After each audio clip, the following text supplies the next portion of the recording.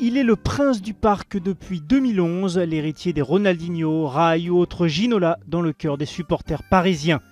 Lui, c'est Javier Pastore, un talent fou dans un corps de verre et surtout le feuilleton à suspense de ce marché des transferts.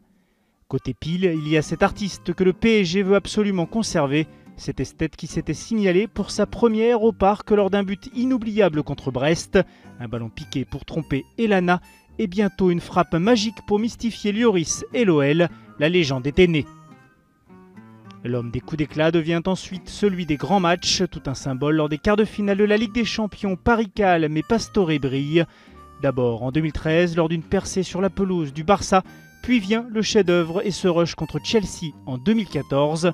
Autant de raisons qui poussent Unai Emery à s'interroger sur le sort de l'Argentin.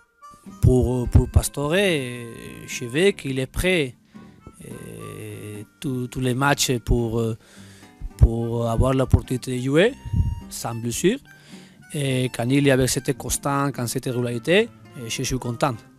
Et car côté face, il y a les blessures, fragilisées par des pépins physiques récurrents. Javier Pastore n'a jamais pu donner la pleine mesure de son talent. Emery le sait et semble privilégier d'autres joueurs.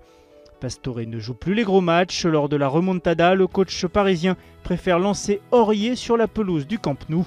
Même chose à Munich plus récemment, où Giovanni Lo Celso entre en jeu malgré l'impatience d'un Pastore qui s'interroge ouvertement sur son avenir.